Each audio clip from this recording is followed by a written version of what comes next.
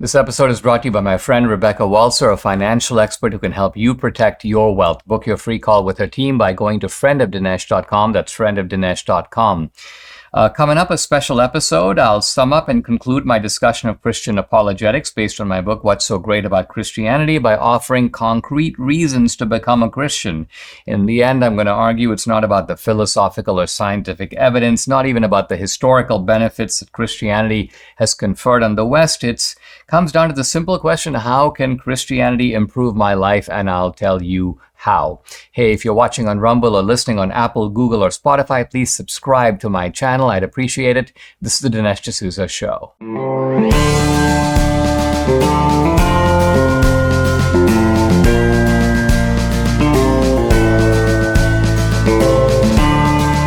America needs this voice. The times are crazy. In a time of confusion, division, and lies, we need a brave voice of reason, understanding, and truth. This is the Dinesh D'Souza Podcast. For the past several months, I've been doing, really toward the end of the podcast, each day a segment, all part of a mini course on Christian apologetics. Now, what is Christian apologetics? It's nothing more than making the rational case for belief in God, and specifically belief in Christianity. And we've covered a lot of ground. We've covered, just looking here at the table of contents of What's So Great About Christianity. We began with the global triumph of Christianity. Christianity is today the fastest growing religion in the world. I talked about the atheist assault on religion, the way in which there's an anti-religious bias and indoctrination in the schools. I talked about the spiritual basis for limited government. I've spoken about how Christianity introduced the idea of the affirmation of ordinary life, also the idea of human dignity and human brotherhood, the idea that we're all equal in the eyes of God. Then we talked about Christianity and science, the theological roots of science. I had a chapter called Christianity and the Invention of Invention, and some focus also on the Galileo case. Then I went on to the argument from design, talking about how the Big Bang, the universe with a beginning, I called it God and the Astronomers, a designer planet, this is the anthropic principle. I discussed evolution in some detail. Then I switched to Christianity and philosophy. We discussed philosophers like Kant and Schopenhauer and Hume. One of those chapters was called Why Miracles Are Possible. Also, the skeptic's wager, Pascal, his famous argument for the reasonableness of faith. And then in a more recent section, Christianity and morality. I talked about natural law and divine law. I talked about why man is not just a material object in the world. That chapter was called The Ghost in the Machine. And then I talked about how atheism is appealing, not because it is sort of more rational or it adheres more closely to the facts, but rather it's appealing because it offers a way out of morality, a way out of having to follow the Ten Commandments and other divine codes. And then most recently, I talked about Jesus among other gods, the uniqueness of Christianity. So I'm just giving you these little signposts that we've already traveled. And now we are at the last chapter, and this is going to be the focus of today's podcast. The last chapter sort of puts my hair down and says, in effect, okay, let's see where we are now. What is the real case for being a Christian? And just as I said that atheism is not just a simple matter of reason, Christianity isn't either. People don't just become Christians because I'm persuaded by the historical argument, or hey, Dinesh, there's anthropology has brought me over. No, those things can support your faith. But the question is, why have the faith in the first place? What is the bottom line? What is the practical? What is the and therefore what argument for being a Christian? So this chapter begins with a quote from Thomas More. This is from the film, a great film if you haven't seen it, A Man for All Seasons. And the quotation goes like this: finally, it is not a matter of obedience. Finally, it is a matter of love. Very profound quote in my view, because at one point Thomas More is he's being asked by a friend of his. He's like, "Why do you do this? Why are you willing to risk martyrdom? Is it really worth it? Is it all because you just want to be kind of a good boy and follow the rules?" And And Thomas More goes, no, that's actually not why I'm doing it. Finally, he says, it's not about obedience. Finally, it's a matter of love. The point being that if you love God, you want to do God's will. You're not being forced into it. It's not a matter of the wagging finger or the threats of punishment. No, you're doing it because you're doing it out of reciprocal affection for the God who created you and has given you all that you have. Now,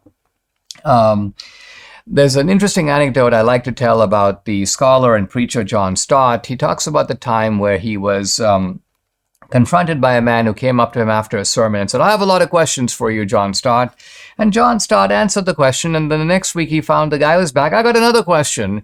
And after a while, John Stott said to him this. He said, listen, if I were to sit you down, answer your problems to your complete intellectual satisfaction, would you be willing to alter your manner of life and become a Christian? And the man kind of blushed and kind of smiled slightly, and then he kind of left. And Stott said he never came back. And John Stott said he realized at that point that the guy's resistance to Christianity was not intellectual. He didn't want Christianity because he thought it would disrupt and somehow mess up his life. And so the point being that for many people, the reluctance to embrace Christianity is practical as much as it is intellectual. They know what Christianity means. They know what the evidence is. They know how their lives will change if they become Christians, and they don't really want it. So let's ask that question, which is, let's address the concern of people who have this worry about Christianity, and let's look at the ways in which Christianity can and will change your life. If aches and pains are your problem, Relief Factor is your solution. Debbie and I started taking Relief Factor a couple of years ago. What a difference we've seen in our joints. Nothing short of amazing. Aches and pains are totally gone thanks to this 100% drug-free solution called Relief Factor.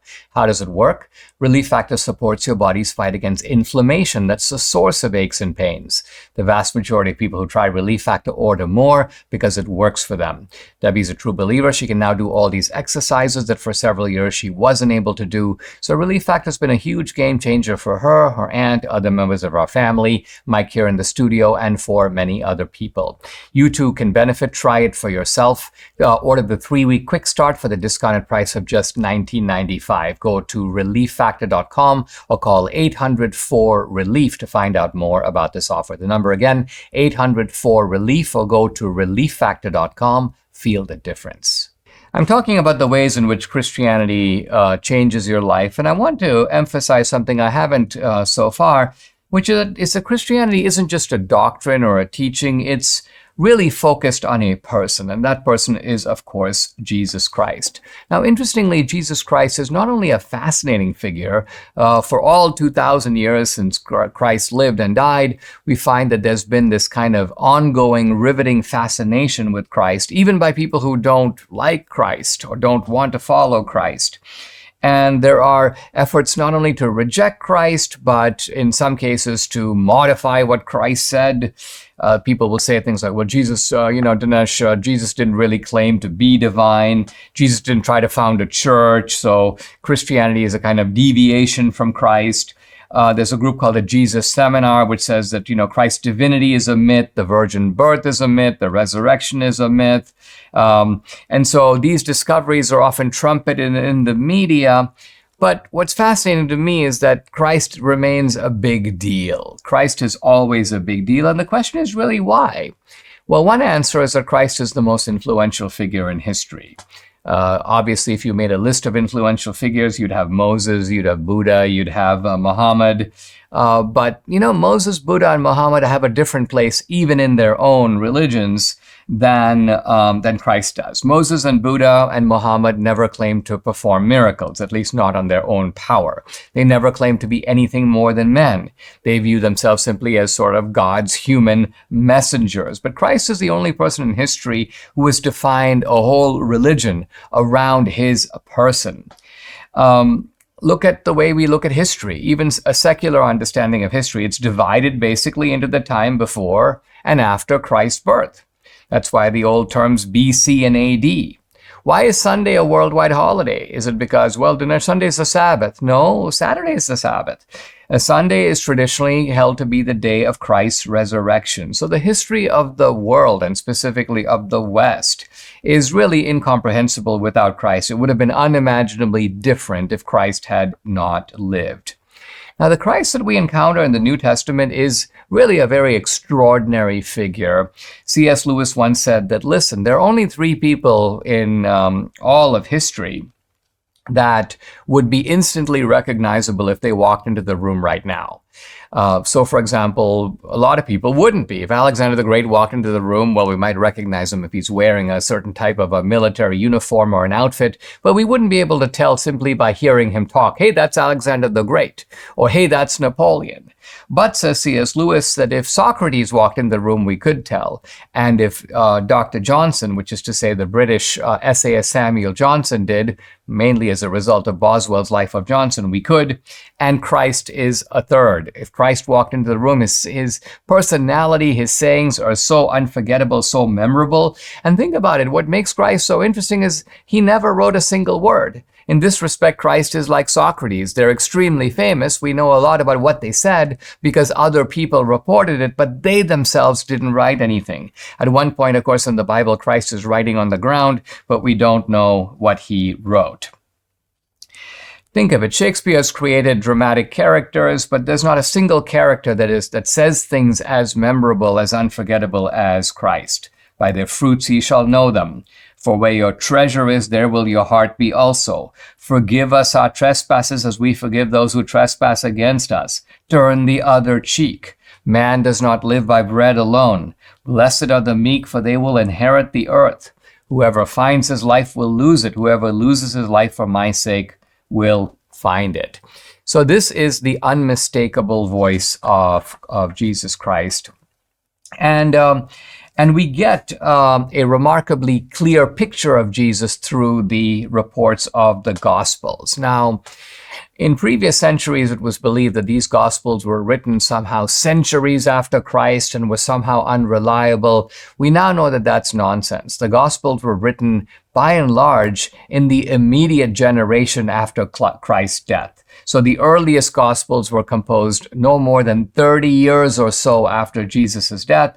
The last Gospel was written before 100 AD.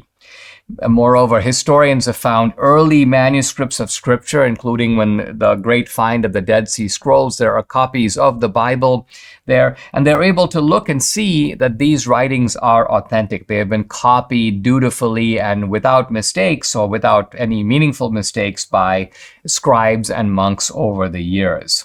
There have also been amazing archaeological discoveries. Debbie and I encountered some of these in Israel. The tomb of Caiaphas, the high priest who interrogated Jesus, an ancient plaque honoring Pilate, the Roman prefect who decreed Christ's crucifixion. Skeletal remains have shown that Roman crucifixions were performed in exactly the manner outlined in the Bible. So summarizing the evidence, the writer Jeff Sheeler, he goes, quote, "The picture that has emerged overall closely matches the historical backdrop of the Gospels." The irresponsibility of the current administration continues to amaze me. The debt ceiling crisis has come to a head. The Biden administration is doing its best to force more government spending. They've reached a settlement to get the deal done. But for now, our national debt continues to skyrocket. Well, how are you protecting your savings? Times like these are when concerned savers like me turn to gold. And I, like thousands of similar-minded people, buy my gold from Birch Gold. Here's the easiest way to do it. Birch Gold will help you convert an existing IRA or 401k into an IRA in gold. You don't pay a penny out of pocket. As the BRICS group, Brazil, Russia, India, China, South Africa, band together against the dollar, more and more central banks are diversifying. You know what they're buying? Gold. Follow their lead. Text Dinesh to 989898 for a free information kit on gold. There's no obligation, just information. Birch Gold has an A+ rating with the Better Business Bureau, thousands of happy customers. Birch Gold can help protect your savings too. Get started by texting Dinesh to 989898 today. Let me now talk about some of the specific benefits or advantages to becoming a Christian. The first one is quite simply that Christianity makes sense of who we are in the world. All of us need a framework to understand reality, and part of Christianity's appeal is it is a worldview that makes things makes everything fit together. Science and reason are seamlessly integrated in a Christian framework. Why? Well, because modern science emerged out of a Christian framework. Christianity has always embraced both reason and faith. And while reason helps us to discover things about experience, faith helps us to reach things, to discover things that transcend experience. So for limited, fallible human beings like us, Christianity provides a comprehensible and believable account of who we are and why we are here. Christianity also infuses life with a powerful and exhilarating sense of purpose. While atheism in most of its current forms posits a universe without meaning, Christianity makes life a moral drama in which we play a starring role and in which the most ordinary events take on a grand and cosmic significance. By the way, modern life is characterized very often by a kind of gray disillusionment, but Christianity gives us a world that is enchanted once again. This is not a return to the past or a denial of modern reality, but it's a reinterpretation of modern reality that makes it more vivid, makes it more meaningful. Another way to put it is we now see in color what we previously saw only in black and white. Now, what produces this shift, this change of orientation? Well, Christians live sub specie eternitatis, and that phrase means in the shadow of eternity. Now, life can be really unfair. This is for many people a source of a good deal of cynicism and frustration. In the Gorgias and other Platonic dialogues, Socrates attempts to prove it's better to suffer wrong than to do wrong. But the proof is kind of a failure. Why? Because, hey, there are bad people in the world who prosper. There are good people who undeservedly come to grief. But Christianity produces a shift, an enlargement in perspective that prevents us from becoming jaded by this realization. Christianity teaches that, hey, this life is not the only life, and there is a final judgment in which all earthly accounts will be settled. So the Christian knows that sub specie eternitatis, from the perspective of eternity, it is better to suffer wrong than to do wrong. So the guy who's a cheat, who's a adulterer, who's a philanderer, who's a bad guy, is maybe a successful man of the world. But the Christian goes, hey, sub specie eternitatis, this is a lamentable figure. And by contrast, the poor peasant who crawls to the altar on his knees, a failure by all the world's standards, is the one who is preparing to receive his heavenly reward. Because in the shadow of eternity, he is the truly fortunate one. So here we understand better the meaning of the phrase, the last shall be first. What does it mean? It means that the standards of worldly success and divine reward are quite different. Without the perspective of eternity, this necessary shift or inversion of values would be lost to us. Seeing things in a new light, the Christian can face life and whatever it brings with a sense of peace and hopefulness that are admittedly rare in today's world. Now, contrary to what secular critics say, the Christian does not and cannot hold that our life on earth is somehow unimportant. Indeed, it's of the highest importance. Why? The reason is actually obvious, even though it often goes unnoticed. It is this life that determines our status in the next life. So our fate in eternity depends on how we act now. So when we live sub specie eternitatis, far from being a way to escape the responsibilities of life in this world, this was one of the critiques of Christianity coming from people in the 19th century, this is actually a way to imbue life with a meaning that will outlast life itself. It's to give life a much greater depth and significance because it is part of a larger narrative of purpose and of truth. Christianity also offers a solution to the cosmic loneliness which we all feel. However successful a secular life, at some point the thinking person realizes, well, is this really all there is? In the end, we seem to be all alone. I mean, think about it. We come into the world alone and we leave the world by ourselves. We are also told in Christianity that we have our own unique and individual soul, so we are alone in that sense, alone in making the moral choices we do. Well, Christianity, in a way, removes this existential loneliness. Why? Because it links our destiny with God himself. Our deepest relationship is with him, and it's a relationship that is never ending and always faithful. So the secular person may wonder, well, what's that relationship really like? What are you talking about, Dinesh? What is the experience of relating to God? Well, it's an enduring experience of the sublime. Now, in ordinary life, in love, and other ways, we feel the sublime, but typically the feeling of the sublime is momentary. It's you're out in nature. It's when you see the ocean. It's sometimes when you're just talking to a friend, you're spending time with your wife. You have this feeling of the sublime. But my point is, those experiences are rare. They don't often last for a long time. But for the Christian, the sublime is a part of everyday life. And Milton terms this a joy that even surpasses the Garden of Eden. He calls it a paradise within thee, happier far. I'm really a super fan of Mike Lindell's My Pillow slippers. I own, 2 or 3 pairs, but I'm going to get more. We love the My Pillow slippers, and right now My Pillow has a massive closeout sale happening on their all-season slippers. Listeners and viewers continually make the My Slippers the #1 selling My Pillow product. I got a feeling you're going to want to stock up now when you hear this offer. When you use promo code Dinesh, you get the all-season slippers for $25, regularly $149.98. That's over $120 in savings, limited to 10 pairs at checkout. These will sell out, trust me.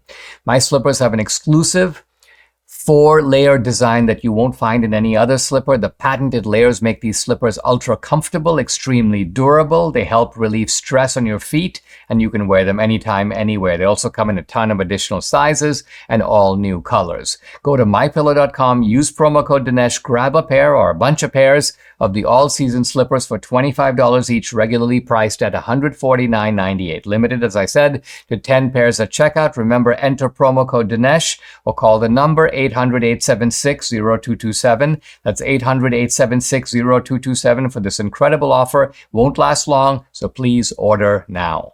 I'm continuing my discussion of the practical benefits of Christianity.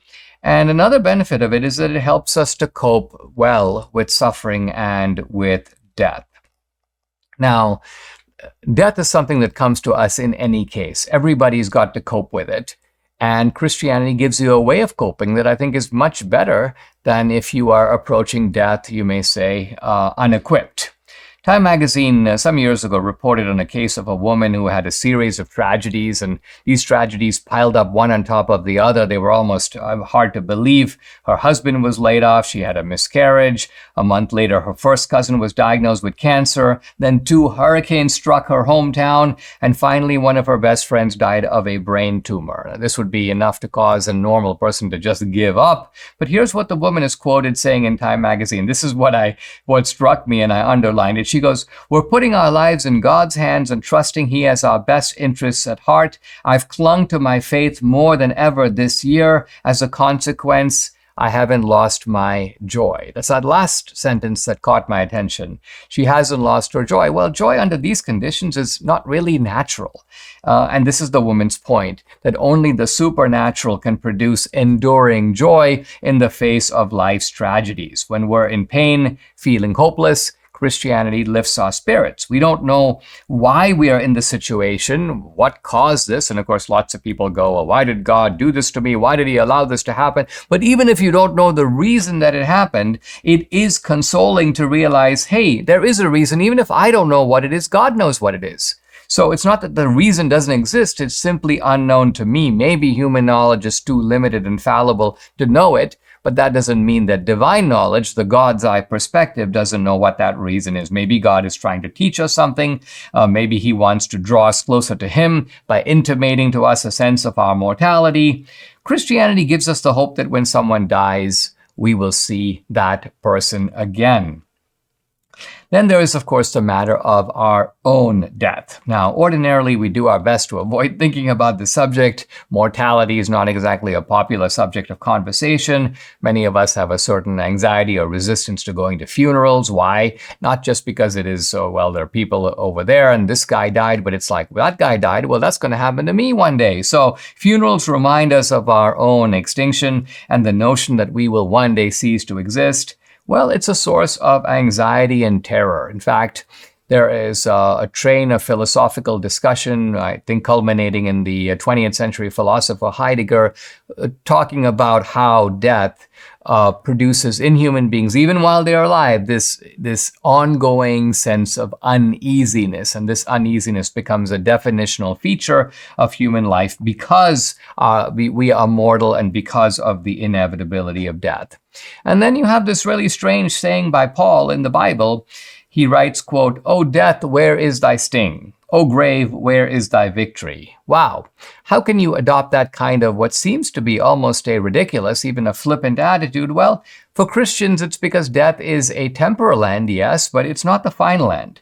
So the secular person says, you got two stages. You got life and you got death.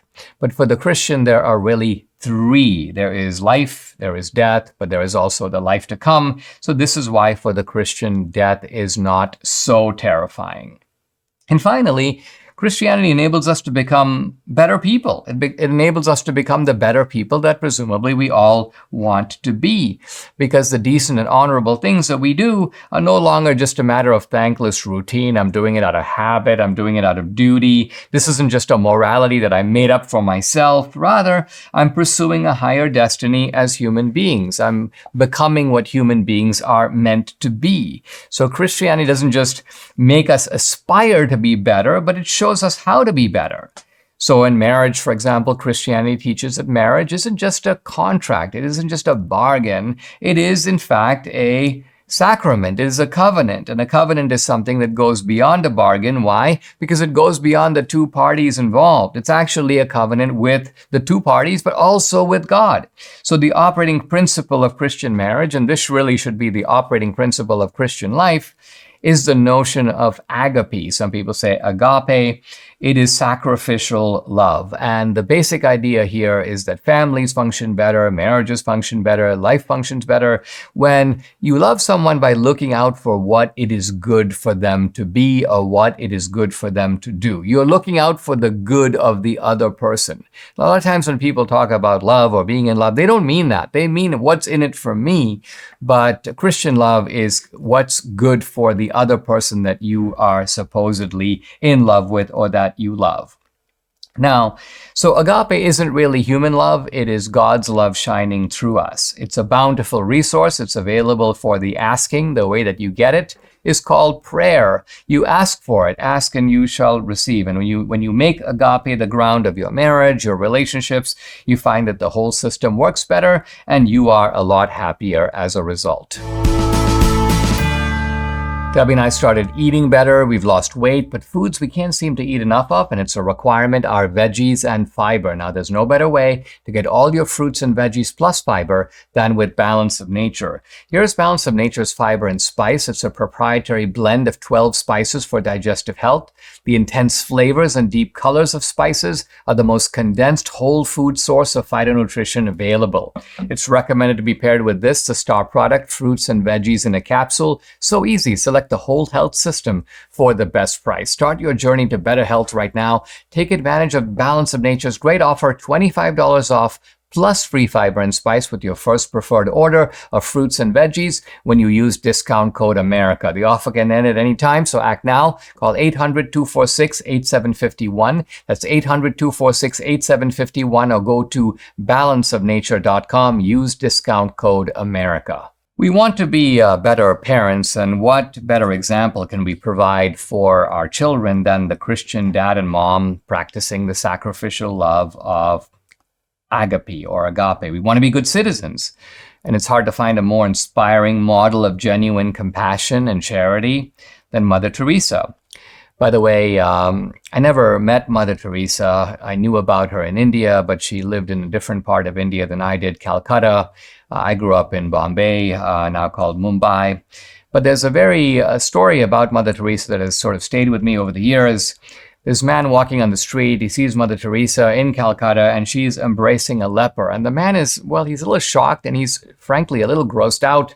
And he goes up to her and he says, I wouldn't do that for all the money in the world.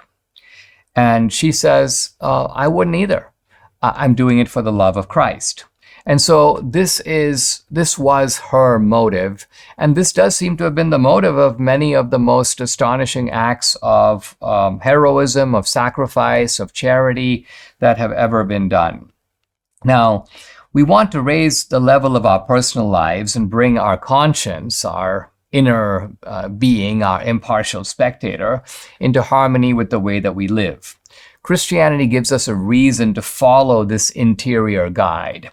It is not simply our own voice speaking to us, the little Dinesh or the inner me. It's the voice of God himself speaking through us.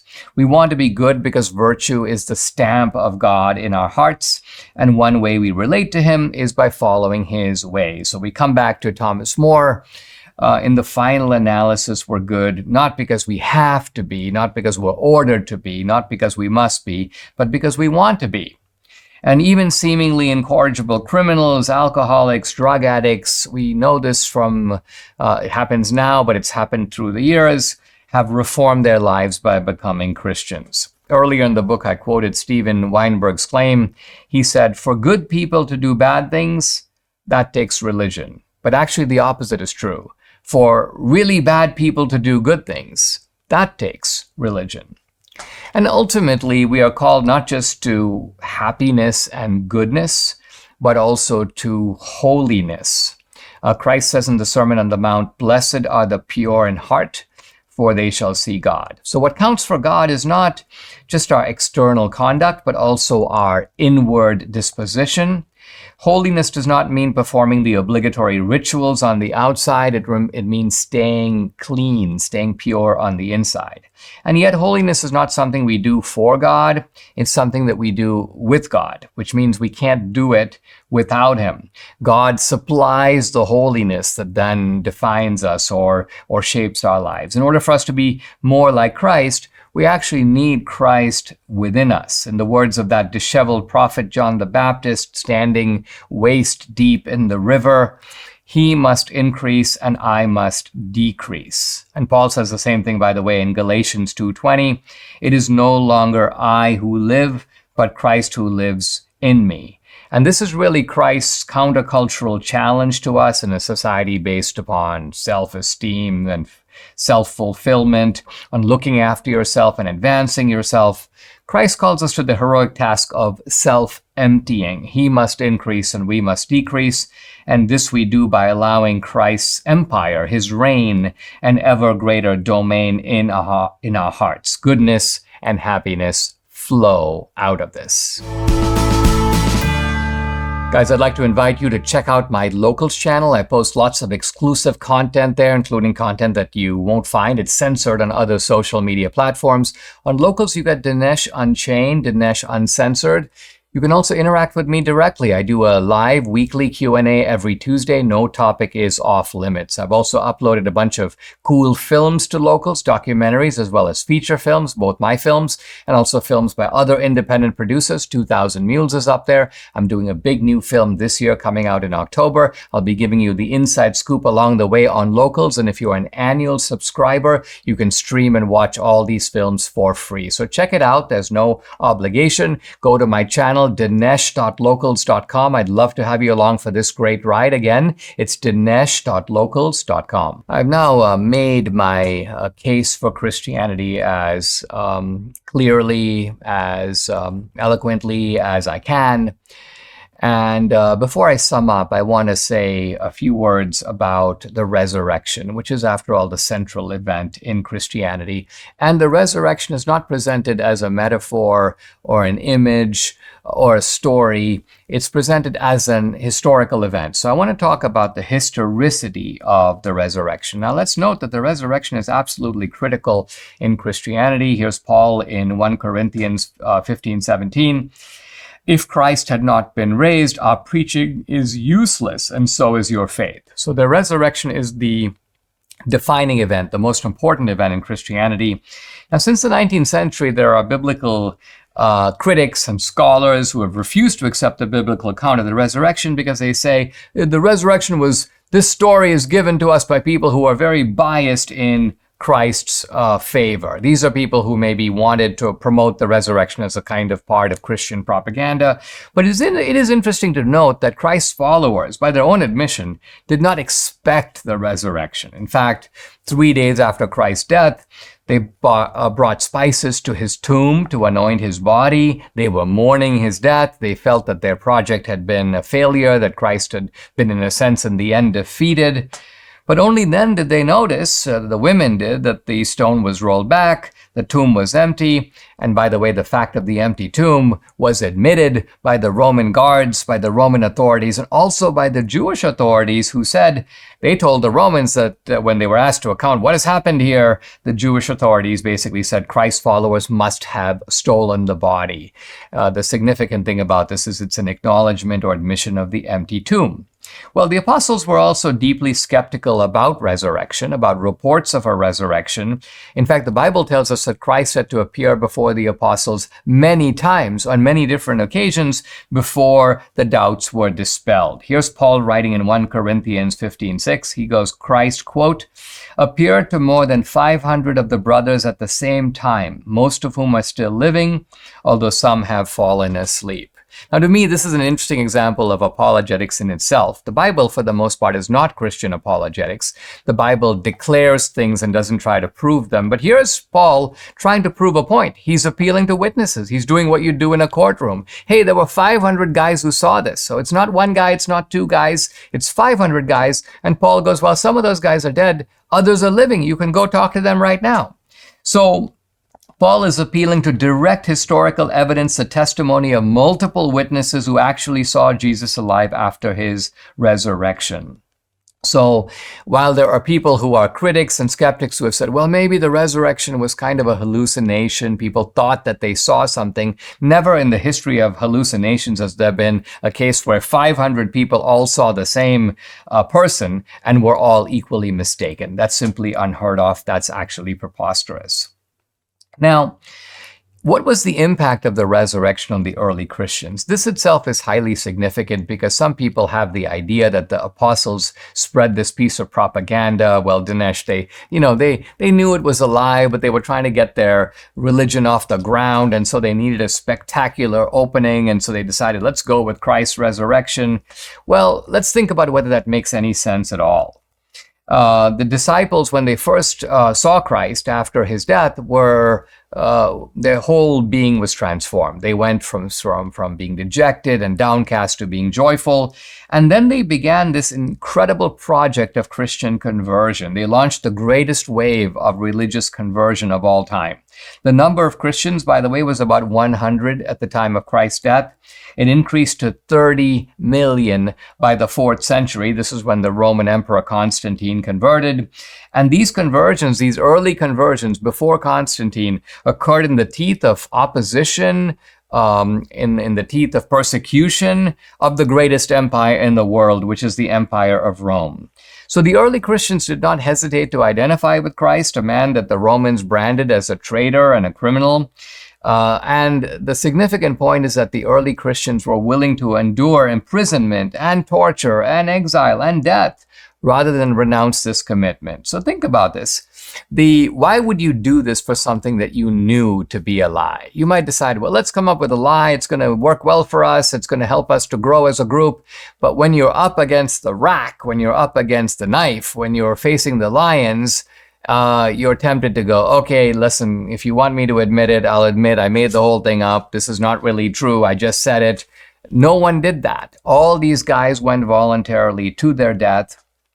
And what I think this shows is the sincerity of their belief. So again, you can reject the resurrection and say, you don't think it happened, but that the disciples thought it happened, of that there is no doubt. I want to conclude this special episode by doing, well, something of what pastors do at the end of a sermon. And that is what they do is they call people to a point of decision, well, it's time to kind of take your stand. And it's time to take your stand because you've listened, you've heard, you've maybe thought about, you've had a chance to sort of come to terms with this information. And it's decision time. And the decision time can be, it's time to cast a vote. It's time to decide if you're going to take a job or reject it. It's time to decide if you're going to make a proposal of marriage or not. You can't live life constantly in a stage of indecision. This to me is the silliness of the sort of the person who says, I'm an agnostic. Well, you can be an agnostic, but being an agnostic should propel you into a quest of discovery, because at some point you do have to make a decision. And the point to remember here is that this is a decision that is consequential because it not only does it affect you in dramatic ways, it changes your life which way you go, one way or the other, but it's also over the figure of Christ, who is admittedly a very divisive personality, in fact, the most divisive figure who ever lived. Now, to look at Christ, to listen to Christ, it doesn't seem that Christ should be decisive, because Christ is saying things that are so gentle, that are so peaceful, so kind. This is a guy who never harmed a fly. He certainly never harmed any other person. So you think, why would somebody like this be divisive? Well, it's so telling, isn't it, that a figure like Christ nevertheless is a figure of major division. Even Christ, who lived a blameless life and whose teachings about love and peace are universally praised. Nevertheless, if you bring up the name Christ, you're going to get hate mail. And it's not just hate mail toward you, it's hate mail really toward Christ. Go to a dinner party or picnic and start talking in a serious way about Christ. Immediately you get a reaction that's either going to be, gushingly enthusiastic or coldly hostile. The point being that Christ's teachings are challenging, and if we accept them, they change our lives. If we reject them, they provoke in us this seething animosity, as willful desire to exclude Christ from our lives, or at least to kind of amend and rewrite Christ in a way that doesn't make us feel uncomfortable. This is happening even in the churches. Throughout history, people have tried to twist and trim Christ's words to suit their predispositions. It's a strategy of evasion and sly revisionism that is quite common even today. We hear from milquetoast Christians and even others, Christ spoke about love. Well, he did, but he also spoke about divine condemnation. By the way, hell is mentioned at least 3 times in the Sermon on the Mount and innumerable times in Scripture. We hear from those who wish to avoid conflict at all costs that Christ was a peacemaker. But Christ said in Matthew 10:34, I come not to bring peace, but the sword. So Christ is always being cut down to size. Here's Richard Dawkins. He says, the historical evidence that Jesus claimed any sort of divine status is minimal. Really? Well, here's the Gospel of John, chapter 8, verse 58, and Christ talking, quote, before Abraham was, I am. So Christ is not only saying that he lived before Abraham, but he's using the term I am is God's own self-description as revealed to Moses at the burning bush. Christ also says, I and the Father are one. What does it mean to say that? Doesn't it mean if the Father is God, God the Father, then Christ is saying, I am one with the Father, or whoever has seen me has seen the Father. So the disciples got the message. They routinely referred to Christ as ruler, Messiah, Son of David, King of the Jews, King of Israel, Lord and Savior. Remember that Jesus also, on a number of occasions, corrects and updates the Jewish scriptures, thus claiming for himself the authority of divine revelation. He also purports to forgive sins.